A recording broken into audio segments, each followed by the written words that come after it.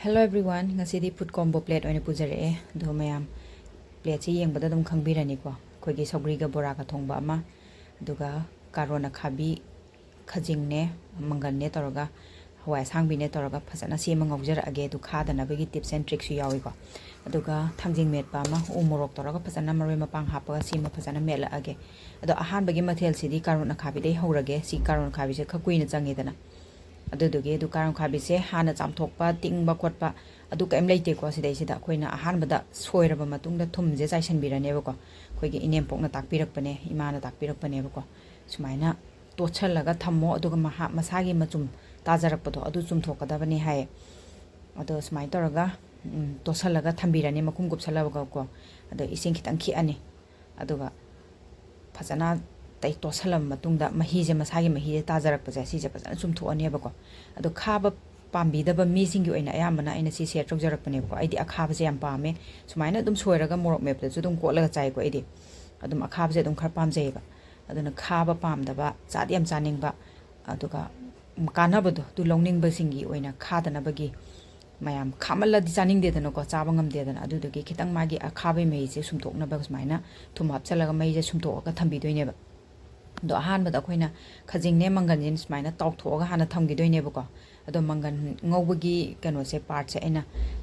kano se clip se la hodre ba khajing ngobu du dang la hore ba ko ado ha pa di horen loi hap doine tilo ngoksan birani adu ka ngasai ge ahan ba oina khoi gi Karol Akhabi sumto thamba do si hana pasan ngok thu ane ba adu ka सिसे फजना कनो तरो ओतोइनी own दना अदुगा थाव यामना हापतसु को सुकाइदे को सिदे अदुगा ngakta ngौबिरम मतुंगदा मचु हापसन बिरनी अदुगा Sissu ngakta ओटपिरनी को मखुम हांगतोगा अदुम ओटपदि तोइबा the हान निसुबदा coin हापतोइ जे हवा सांग बिजंग मु खरा खरा सोइरा हापसन बिरनी बको हाबिदि मयान हापगा सेमगा अदुम चाबसु अदुम यायबा अदु मरोइना पाकपि खरमसु लेयेना मरोइना पाकपि खरमजु सोइजल्ले मरोइना पाकपिदी थाउता डायरेक्ट ngौबदी पोखारे इदना अदुदना मागी महाउजे खोगी ngौबदो इन हापदी पोखारदी नुंगाइते ना इना सुमाइना सिदो इन हापजे ना कारोन ngौबसिदो इन हापे सिगिसु महाउ मनिको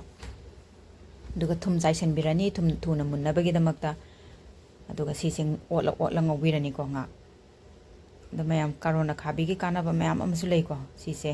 कानाबा सिंगसे अदुम इसाना अदुम Google da search tawraga dum phangbasu dum leibane ado ai masa makhada description da hapasu ai hapcharam ge bako Karol Akhabi gi kana base kari da kana ge habdo yam kana bani khai haidana cha da bai wani ado pambu pamdraba chabu chaningdraba dum kaino madum leram madam ni monda kana ba ma adana kana badu khalaga chabiban chabiyo ba ado Karol Akhabi sonda ngori ngai da ina nakanda saugri je thangka chare ko mahi ji sarab matung da koina ke do loi haptoini aduga kangau se khara khara munjalakpa timing du da koina semaga thamba ke myam se loi hapsan birani mangala tawba khajing moro tekpa moro suba si myam je hapsan birani aduga phasana otpirani ngobirani munna open tawra ko makhum se khumjan da bida da saugri se thum hapsan jare ngari nga ayai ba khara hapsan jare aduga saugal akanda koina saugri je hapsan birani ba ko saugri je manto thambane aduga bora se tawra matung da ko na haptoine ba saugri हापगा थांगदरब मतुंग द बोरा जे हापतोइने कांगौ सिसु मुल्ले को दना खांग थांगखले सोमदना खगी बोरा होंगनबगी अदो खमाई बोरा होबगी मोंग जे खदि अमममतंग लौर थादेब को हैतबगी ओइदोइरा अदुगा खमाना तौबदी मखुतना अमतंग लौबजिनने को मरी मंगा अदुम अमुक्तंग द थादब हाइतारे खदि अमुक लौरगा अमुक थादब तोइदना द खमागी खु हौजिना को अमुक्तंग पोलकपसिनने अनि अहुम मरी थोकना थादरगा हौदोइनेबा आइन अखोइदि हैतेयाबा अदा सुम प्रैक्टिस तो तौरगबुदि हेरकनी को अदा सुमाइ तौरगा बोरा से खोइ मागी बोरा हौबगी रेसिपी जो हपचाग्रबनी को कमाइन बोरा हौगे हाबदो द बोरा से मथमखा ओलगा तौबिरनी अदुगा सि लौदरगा अदुम ngasagi saugri ingdhara thambado adu hapsan biraga dum loire ko kangau si su loisanjare ko mayam sida leijare last ki texture ne द मैम सुमाइ तौरगा कांगौ सिंग ngौरगा अमतंग चाबियु मैयान सिंग जे हापगा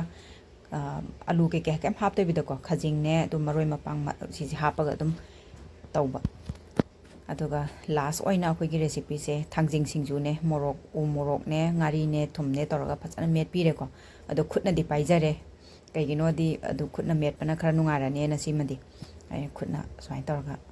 morok metjareko sadi sadoini last ado haubudugi khallaga aina khutsin oina metlagena ta loijareko morok metpasu loire ta saugri su loire saugri se aina mahido injang saugri gi thongbagi mahido aduda bora je hapchalaga ingthara kan hapi dawni ko aduga popthorak paneba aduduna kitang uyan je kitang pikreba dusmai tawraga mayam sum try tawbiyo yam hawbuni saugri ga bora ga thongba bori na tabako bora hawraga thongbiba mahi se am hawba haitare aduga saugri gi ahin asinba khotpa aduga mapa chanagraga bora gi mahawdoga ko yam hawe aduga sigi kangau ga mayan jing je hapa kangau se amtang ngawraga mayam chabiyo ko yam hawi Karol Akhabi se kaisu yam khade ko aduga